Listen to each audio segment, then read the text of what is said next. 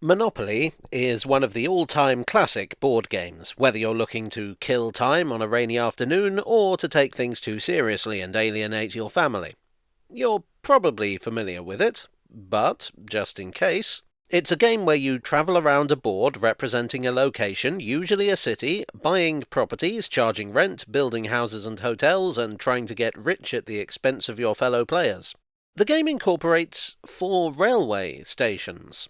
Monopoly began as the landlord's game, invented in 1903 by Lizzie Meiji as, ironically, an attack on monopolies. Parker Brothers bought the rights to the game in 1935 and, after some modification, published the game we know and love.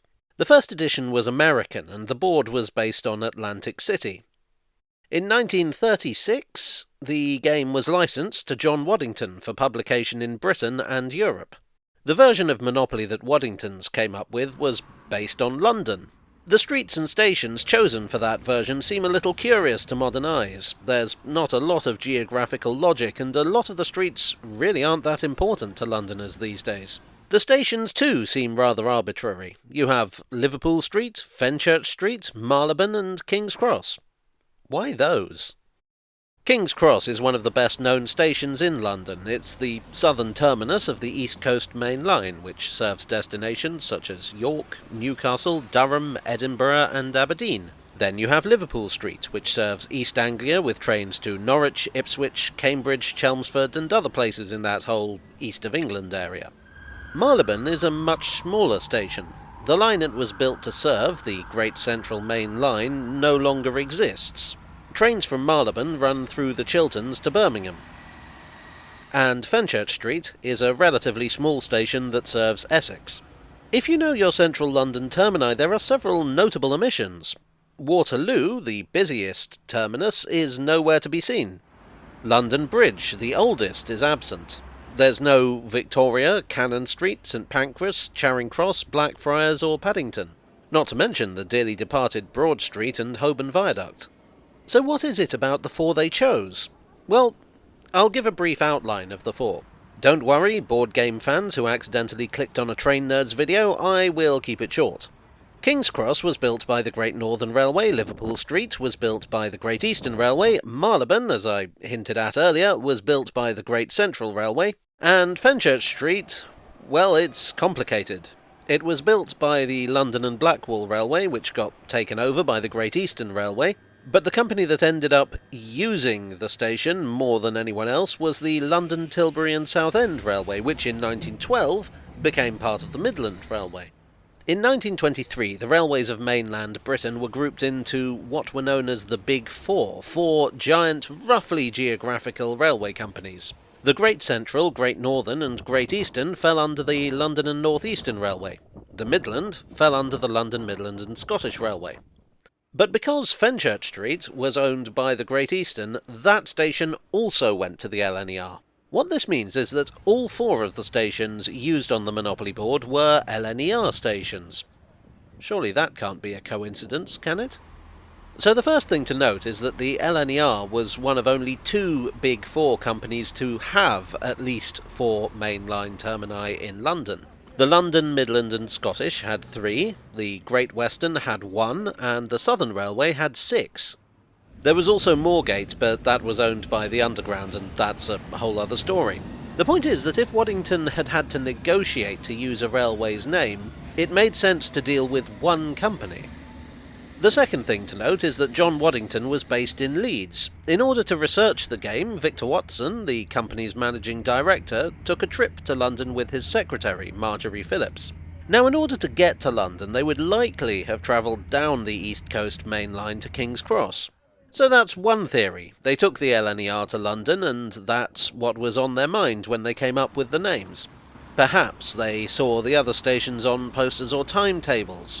But I don't think that's quite it. It seems to imply that these people had never heard of the other stations. It just seems unlikely that you would tour London and not be aware of any stations other than those 4. Another theory I should at least mention is that Miss Phillips may have been related to an employee of the LNER, but this seems to have been a guess if not an outright fabrication. There's another possibility that, as far as I'm aware, no one else has spotted yet. I think the key to this mystery may lie in a different game altogether. Before they got into board games, Waddingtons were famous for playing cards. In 1924 they introduced a set known as Beautiful Britain. These were sponsored by the Great Western Railway, which was a very publicity-conscious organisation, and incidentally the only mainline company not to lose its identity at the 1923 grouping. Not that that's relevant here.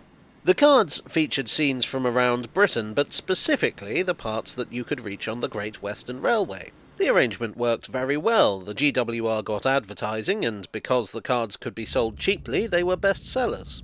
So it's a little odd that the GWR let the contract lapse after only a year. This left the way clear for another company to get in on the act, the LNER. The scenes were replaced with ones from the LNER's extensive network, often beautifully painted.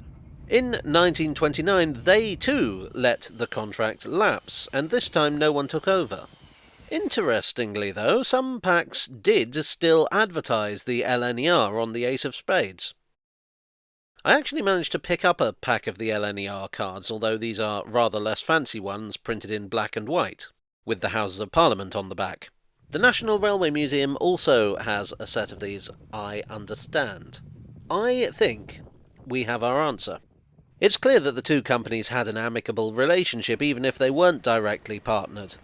If they'd fallen out, the LNER would undoubtedly have objected to their company being associated with John Waddington.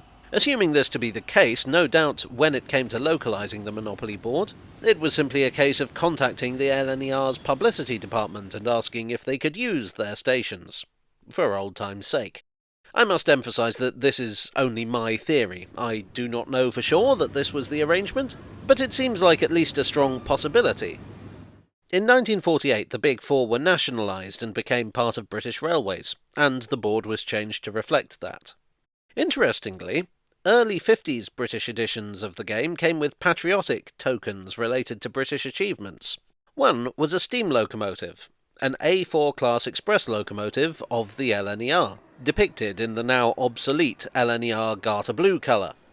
So it seems someone wasn't willing to let the association go, just yet. Good evening, I hope you enjoyed this video. If you did, you may wish to subscribe for more, or just press the like button to indicate your enjoyment. Now here's a question: do you like the 4 stations as they were, or do you think they should have picked different ones? And if so, what? Let me know in the comments section. Thanks as ever to my donors on Ko-fi and Patreon. You are the get out of jail free card to my prison sentence. And I'll see you all again very soon. Cheerio.